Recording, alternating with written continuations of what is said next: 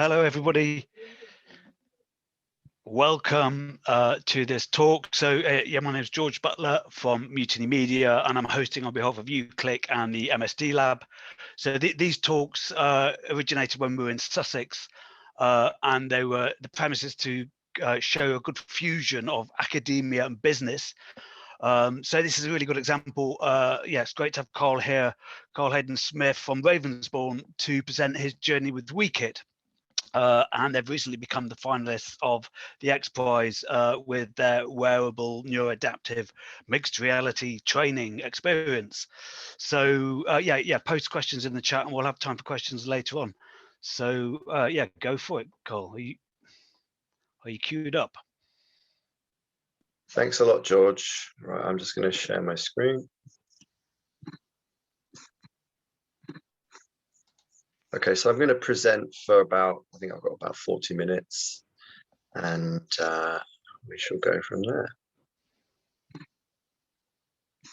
All right, so the talk's called Generating New Forms of Media from the Horizon Program to the XPRIZE, Wearable Experience and Neuroadaptive Mixed Reality Training.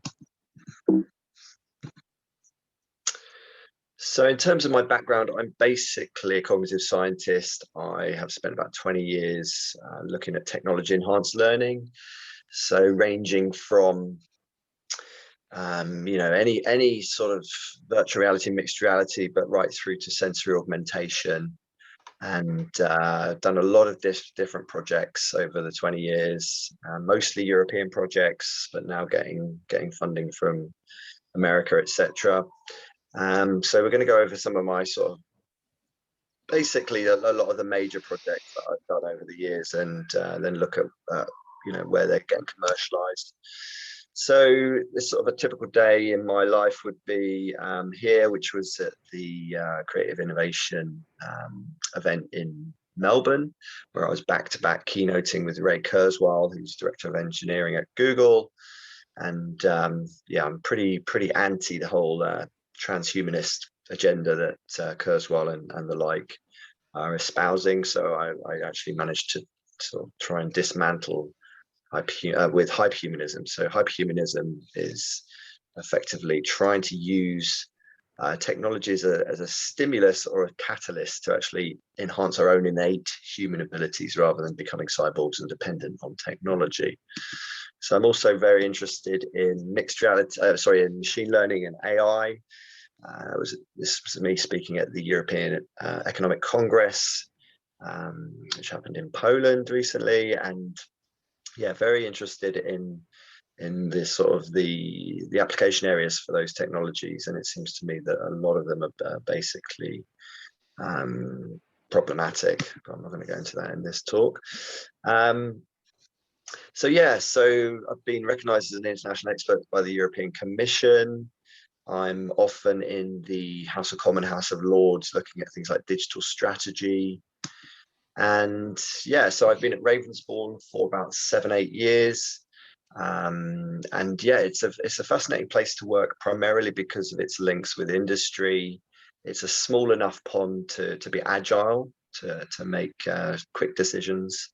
We've got a lot of vocation-based subject areas. The big courses are things like architecture, fashion, film, but we're very much pushing the whole mixed reality agenda for a lot of those courses, because it makes sense if you think about what's happening with the metaverse.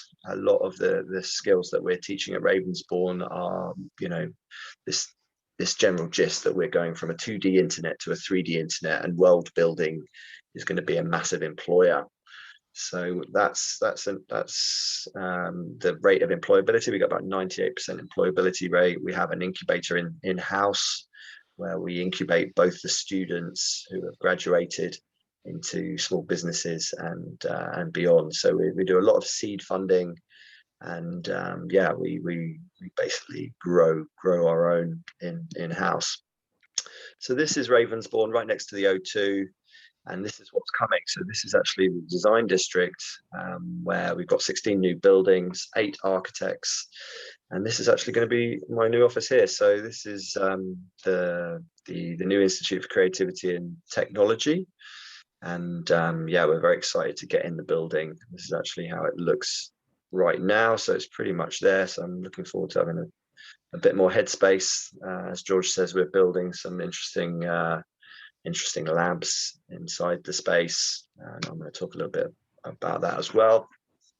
So I've been running this research center for about 20 years and in previous institutions. So our local mission is always to look at those cognitive expansions that are possible through technology, but how can we actually help our students and our staff with those practice-based courses? And then the global mission is to keep Ravensbourne competitive at multiple levels. So we're looking at all these different technologies. What are they going to do? What's the impact on business, on creativity, etc.? And then how do we create frameworks of use around those technologies? The next level would be the technology standards. So Fridolin Wild, who I work with, who's now at the OU, developed ARLEM, which is the AR learning experience modeling standard. So I think that it's very important not just to focus on what the technologies can do, but how do we actually create standards to ensure their sustainability. And also I mentioned already about the contribution to policies with those select committees. So yeah, I'm going to talk through some of this stuff, but methodologies, techniques, processes, theories, that's our bread and butter in the research centre.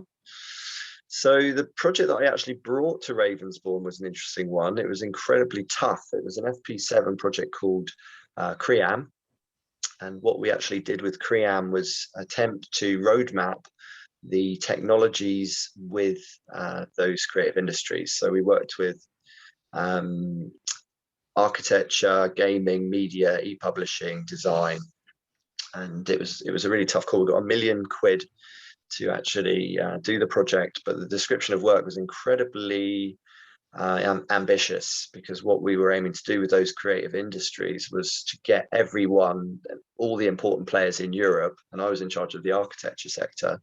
So imagine getting all the most important architects in Europe to come to a meeting, a full day workshop, where they would talk openly about how they use technology in their business.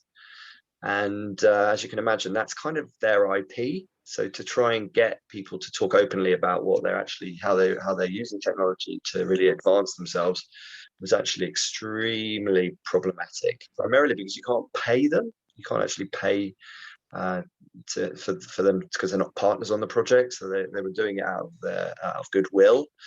And I was just lucky because I had a lot of friends at the Architectural Association and the Bartlett. So I did actually manage to pull it around, but beware when you write a description of work in any major project, that becomes a sort of a contract. And if you don't fulfill the contract, then you can easily have that money not only not given to you, but taken away, so that you may have spent it already, and then you can find out that actually you need to give it back. So it was a portal project. This actually, the outcomes of this project were fed into the Horizon program, and the calls that were created in the Horizon program were as a result of what technologies we said were going to be the most important going forward. So yeah, we're very fortunate not to have this project stopped halfway through, primarily because it was really hard to get the data.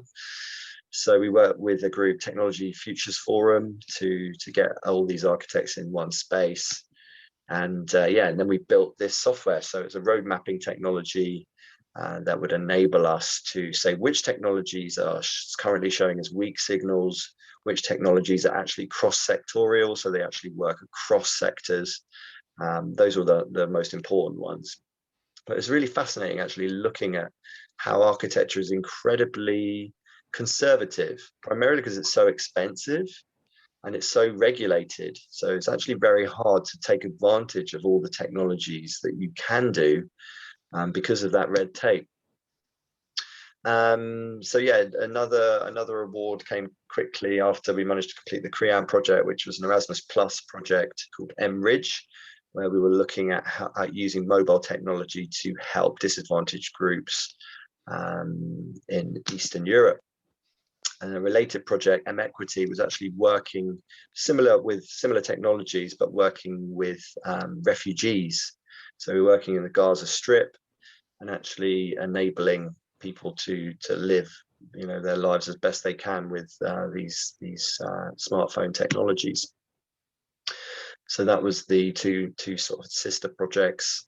But again, this sort of, I'm just building a picture of the journey that Ravensbourne's taken me on. And then the big success was actually the WeKit project, that we got ranked #1 in the entire call of 174 proposals. And yeah, an amazing consortium of 13 partners. We got 2.8 million euros.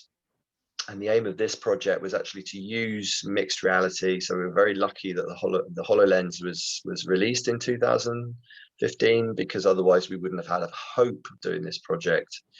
And we had 3 industry partners. So this is just gives you the sense of the awards. So I got 5 out of 5.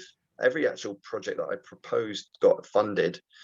So that was quite a nice thing. And that, in fact, I was told not to carry on proposing and not to do any more bidding, because otherwise I wouldn't be able to do the actual work. And that was actually very true. So with the WeKit project, we were working with astronauts and with aircraft maintenance engineers, with Lufttransport, and with medical diagnostics companies. So the most fun, I would say, out of those 3 industries was the aerospace industry. So we worked with astronaut trainers, of which you can see Liliana here, in Turin at the International Space Station module. So there's a whole copy of the International Space Station, or at least part of it, in this ginormous hangar. So this was actually where we started to do some training. And then the second pilot was actually working on the Mars rover, and also in the same location in Altec, they've got a full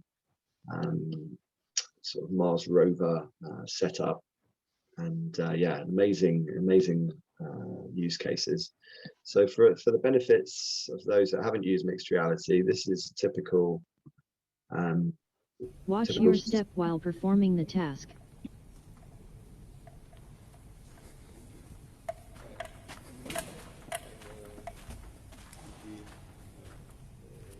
Next. Okay. First, find the control panel. Then activate rover brakes by removing the red key from the control panel. Next. Okay. Visually inspect the solar panels and verify that they are undamaged. So you get the idea. So that's the WeKit software in progress. These were some of our trainees at Lufttransport, so all wearing HoloLens 1s. And what's interesting is that if you think about what mixed reality generates, I'm just going to start this video again so you can see it. So imagine that whenever you're putting on a mixed reality headset, you're actually creating 3D models of everything you're seeing. So instead of like taking 2D photos, and you're seeing this with the new iPhones as well, with the LiDAR scanners in them, that we're actually moving into a world that's no longer about photographs, but 3D worlds. So much like the metaverse, which is going to be the new internet, and you can see Unreal, Facebook, they're all carving out the metaverse. You can see why, because everything's going to be about world building and about 3D world. So this was actually our authoring tool, the WeKit authoring tool, and what it basically allows you to do is annotate space. So you're putting your learning wherever you're wanting it in situ. You can add you know, video, audio into locations. And there's 2 parts to the WeKit software, which is now Mirage XR. And basically what you're able to do is create your learner journey for somebody else to go through. So you're then enabling somebody to actually do that learning. So you've got the authoring part, and then you've got the player. So yeah, it's gone through many iterations, and it's been a big labor of love. But the other big part of it was to create a wearable. So Ravensbourne were tasked with the wearable design, and what we're effectively doing here is actually expanding the ecosystem of the mixed reality. So it's not just about the HoloLens, it's also about trying to measure the effective state of the learner as they're actually doing their learning. So this actually will lead into the story of the XPRIZE, but the general gist is that if we're able to assess when somebody is getting stressed. So remember that we're measuring the performance against the expert. So if the expert's getting stressed at a certain point in the learning or in the task, then you would expect the learner, the novice, to actually get stressed as well. Whereas if they're, you can see the idea that we're actually able to use different sensors. And this was actually some of the work of Ravensbourne students to actually mock up some of these the wearable designs. So those are the sensors that we were using, and you only really need 3 to create a reliable, effective state. So heart rate variability, galvanic skin response, and temperature. That is the sort of the triad, and you can get a pretty decent understanding of how concentrated or how stressed somebody is from that combination. The big problem, of course, is motion artifacts, and we didn't realize how much movement would affect the sensors. So we had to look at different types of sensors. We had to look at different types of fabrics. We ran these participatory design, so all the different use cases. So remember the 3 parties, those 3 industries, they all have different needs when it comes to where you wouldn't be able to place a sensor, because they're using the hand. Typically galvanic skin response is on the wrist, but that then may interfere with important work. So we had to be very careful about creating one wearable that would cut across 3 industries. And so yeah, all about the wiring and the where you're placing your sensors. So this was Mark Ransley's work, where he was looking at 3D printing the enclosures that would house all those sensors. And there you can see the different sensors being connected and all bespokely branded with the UCLIC logo there. We even hacked the HoloLens to enable the heart rate variability sensor to go into the temple. So instead of being on the wrist, as I mentioned, it's incredibly problematic. So we just used we 3D printed some enclosures to actually put the sensor there on the temple. And these were some of the early versions of the wearable, kind of Star Trek. We actually ended up moving towards a more harness-based solution, primarily because we didn't necessarily want to be putting additional clothing on top of it, a training outfit, just for ease of use. So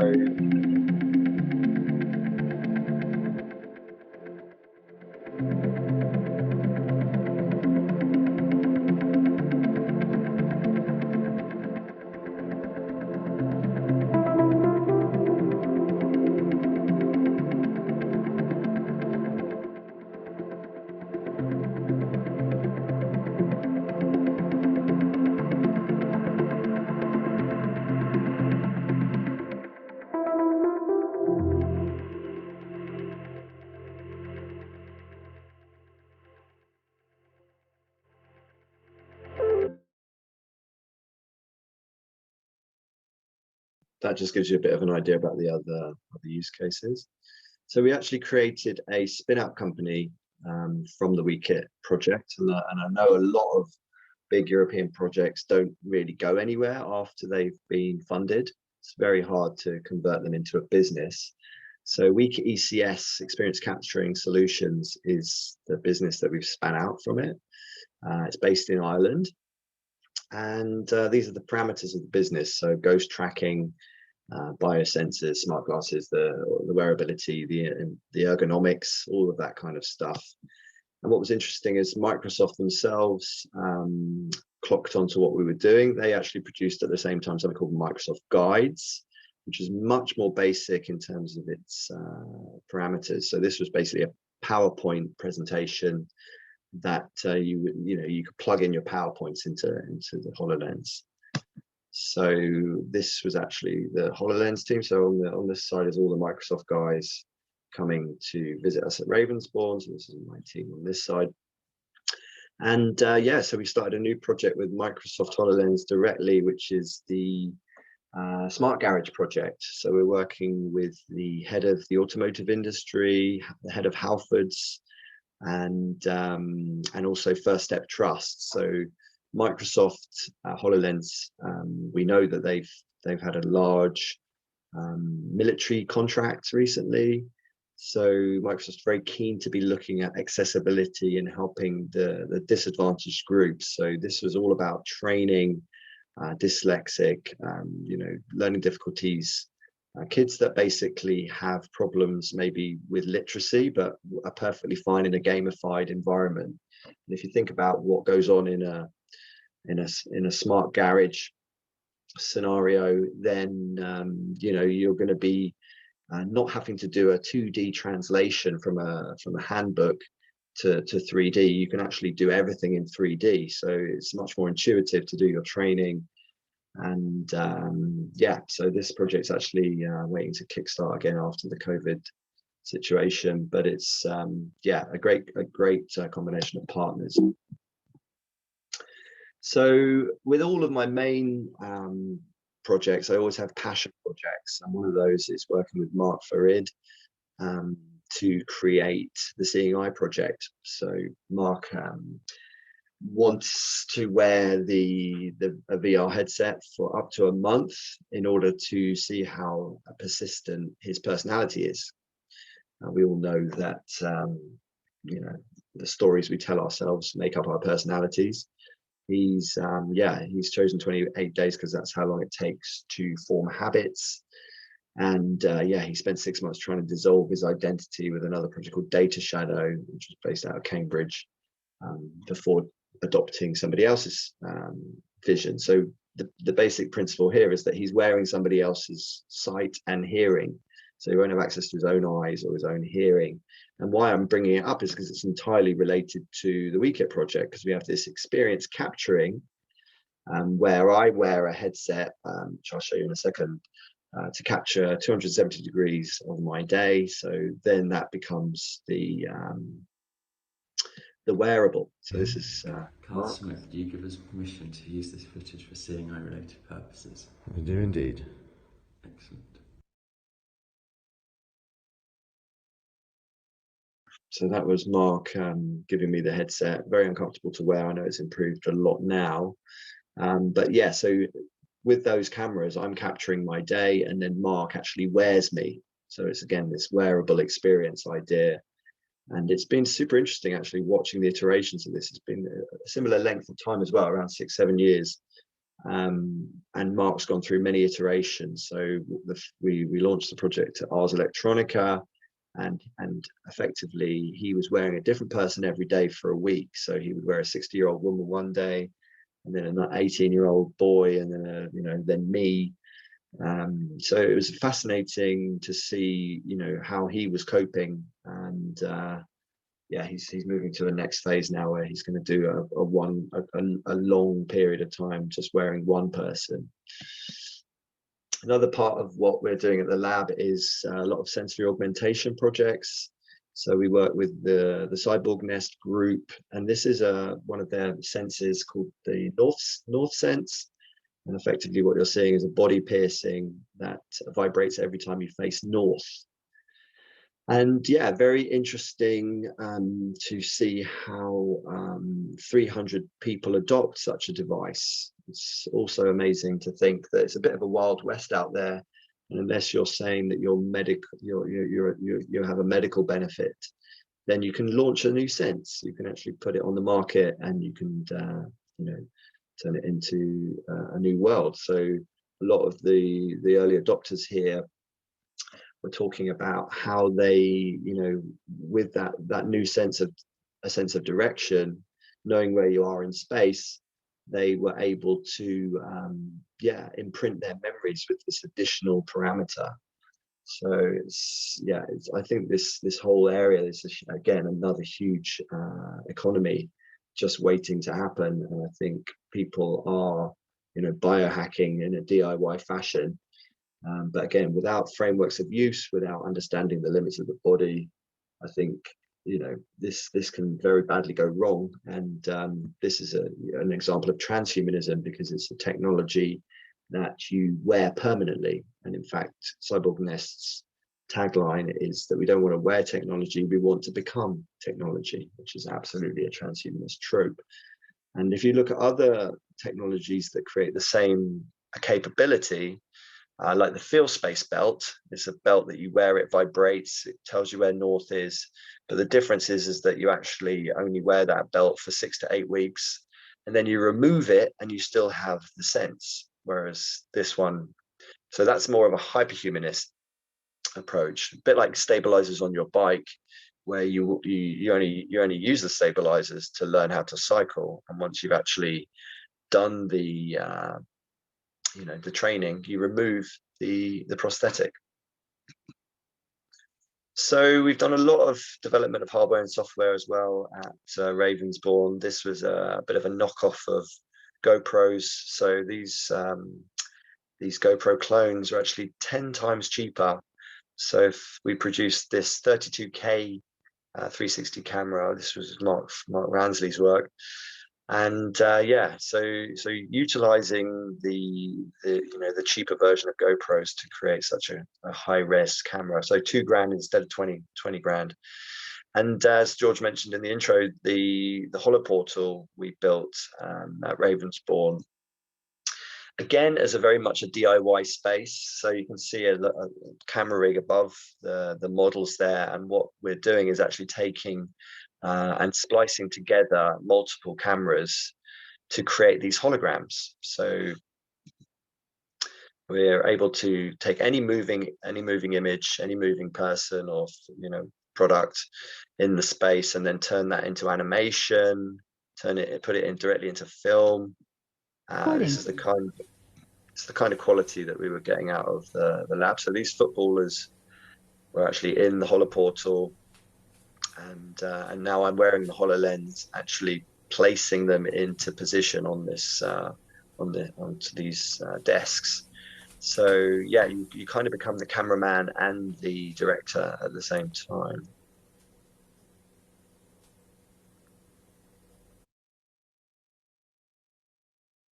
So one of the early projects was actually to take a load of models from London Fashion Week, scan them in the holoportal, and then at Citizens M Hotel, we actually ran an event where you would turn up and there would be nothing but HoloLenses in the room.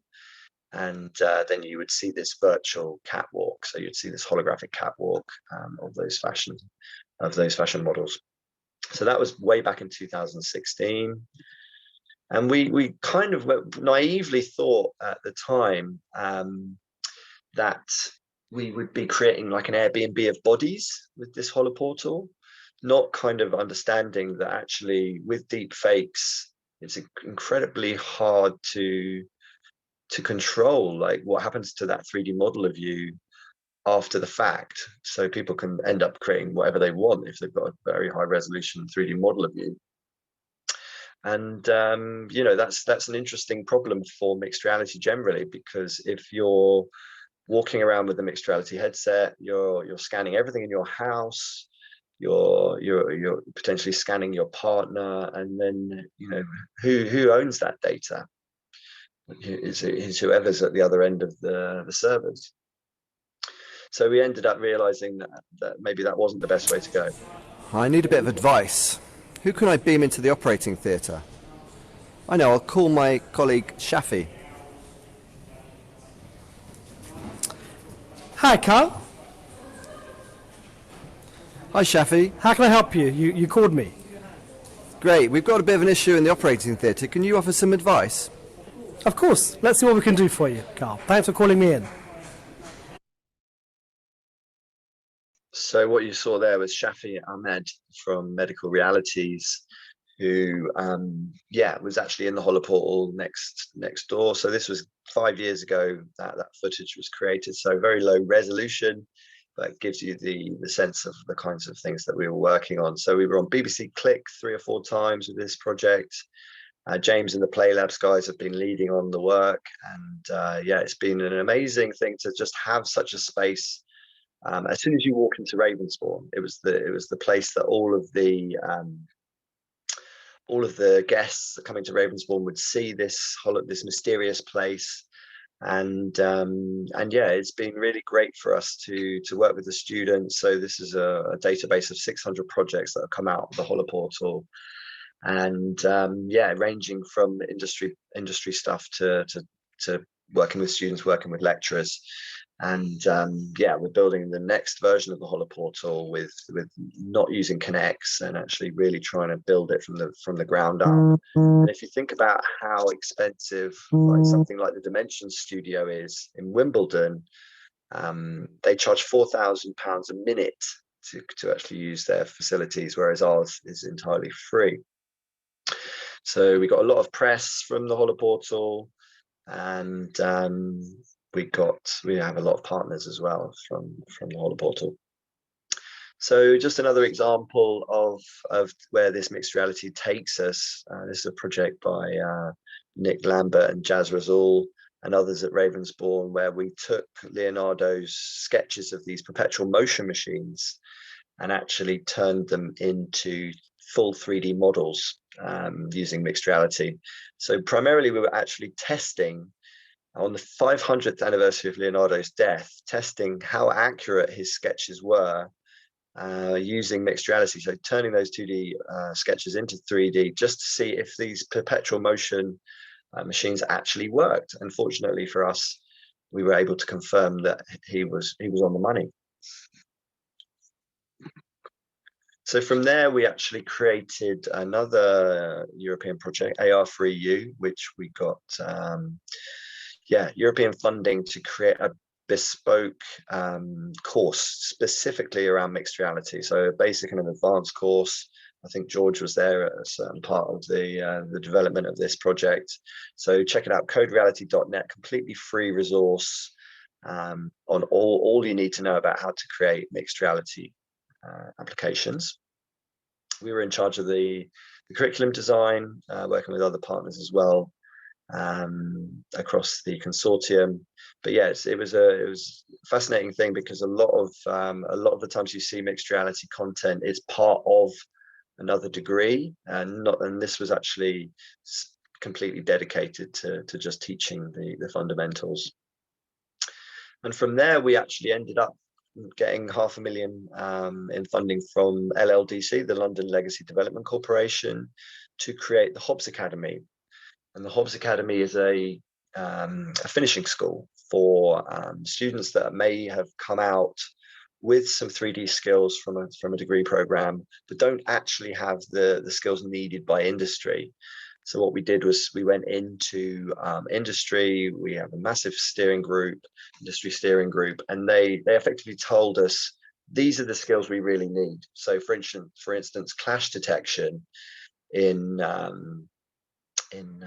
digital twins. So digital twins are very popular now in architecture. Effectively, what a digital twin is a copy of a building which is just as alive as the building itself. So you can actually take, you can understand the use of the building, the energy use of the building.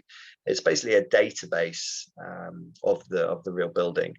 And yeah, clash detection when you're constructing architectural models is a huge problem and a huge area of employment. So we could actually take just that as one thing and get all of those students employed.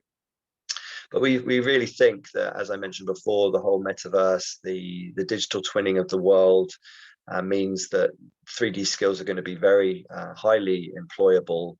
And so we created a course that consisted of 3D modeling, 3D printing, and VR and AR skills. And it's a 12-week course available to certain boroughs of East London. So if you live in certain boroughs, and if you're interested in the course, please contact me afterwards and I'll let you know how you can get on it.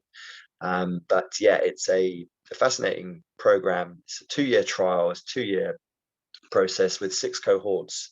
And by the end of the 6th cohort, we should be self-sustaining, and we should have the best version of the course ready to roll out as a franchise. So we're very interested in taking it beyond East London, and there's plenty of interest in that. So I think this has successfully led us to, well, let me just show you a little video.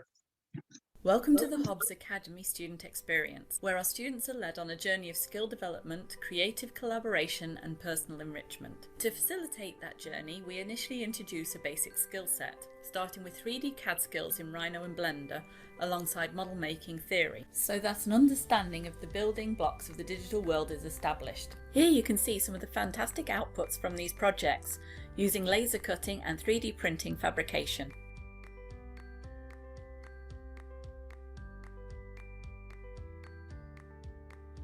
Digital visualization incorporates AR and VR experiences. The students use Unity to create virtual worlds. Augmented reality was used to create a 3D map of the Here East site. The final projects display the development and accumulation of the students' skills. They work in teams to build creative experiences using asset and environment creation, digital visualization and model making techniques. The experiences are based on the Here East tile. The first explores arts and culture at Here East via a sculpture park and an interactive Find the Frogs game. Welcome to the Hobbs Academy student experience. Okay, so rapidly moving on to the XPRIZE. So the trajectory of what I've shown you has led us to winning the first round of funding from the XPRIZE Rapid Reskilling Challenge.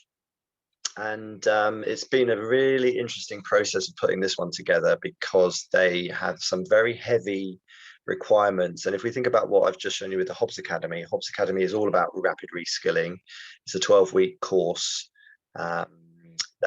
it's 3 nights a week basically that students work on that. And with the rapid reskilling process, we're actually trying to get 350 unemployed minority groups in America, of which I think there's something like 50 million unemployed in America now, so completely untrained, to be trained within 90 days to become medical assistants, and then actually put into placements. And one of the things that we do at the Hobbs Academy, which I haven't mentioned, is actually get students directly into placements, and then we're actually measured in terms of success by how many of those people get jobs. So this project includes the WeKit group that you've already seen, Mind, who is an AI machine learning company, where we're going to be using their services to actually get that effective state that I mentioned with the Wearable, just through voice. So they specialize in taking and measuring the voice. So just through a phone app, they can access up to 30 different emotions from the voice. And then what we're able to do with that is actually tailor the mixed reality training according to how stressed you're getting. So if you think about Vygotsky and the zone of proximal development, Vygotsky, the old master, is alive and well here, because if you're getting, if you're very concentrated at a certain point, we could make the content more complex. So a bit like the interactive cinema idea, where, if you're going down a certain path, the branches change according to how manic the audience is. So it's this idea of neuroadaptive mixed reality training. So the training changing according to the affective state of the learner. Another huge part of the XPRIZE is that they want to make sure that all the data that the participants, the trainees, are actually creating is completely encrypted. So we're working with Cryotech and Virtual Security to encrypt all of that biometric data, not just the biometrics, but also the mixed reality training data, because we know that within 5 minutes of wearing a VR headset, your motion, the movement of your body can be reverse engineered, and you can be identified by any CCTV camera as a result. So within 5 minutes, your identity can be revealed. So it's incredibly important. And I think the post-quantum encryption, of which things like the whole Bitcoin craze, unless they solve this post-quantum problem, which means that you can crack any of that encryption very rapidly, and also you can actually hire these quantum machines at the moment. D-Wave I know is available by the hour. So encryption is absolutely critical. So I mentioned WeKit, these are the partners. Mind, highly recommend. So Mind is a UK-based company. Definitely check them out. Crytek, amazing encryption, and Ravenspawn, of course, because that's where I do my work. So one more quick video.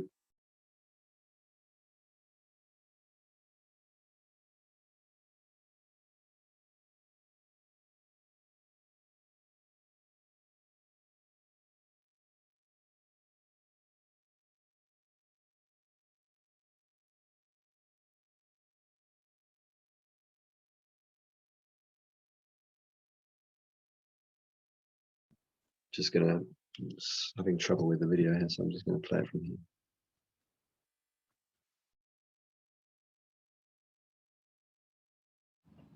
We are competing in XPRIZE rapid upskilling competition because we're all passionate about fixing some of the root causes of inequality and poverty.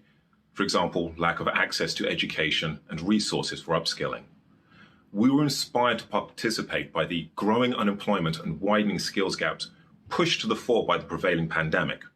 Why will we win? Simple. We have proven experience bridging the tech education gap and upskilling people from diverse and varied backgrounds. Our solution for rapid upskilling long-term unemployed people across multiple platforms is quick and effective. We also have an amazing and diverse team of extremely talented and innovative pioneers who are ready to conquer all before them for the good of humanity. So that was JB from Crytek. And this is the kind of thing that we're up against. So training medical assistants, these are the typical sort of parameters of what that means. And I think we've got about 12 minutes left for questions. So I'm just going to leave that up, which is my information. If you want to email me or add me on Facebook, I tend to use Facebook as a blog to house all of these ideas rather than use it for personal reasons. And yeah, thank you very much.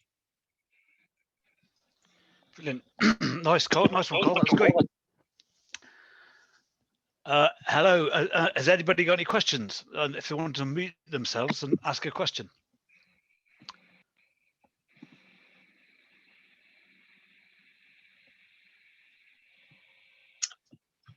I think we've got a question in the chat, George. How long did it take to create the wearable?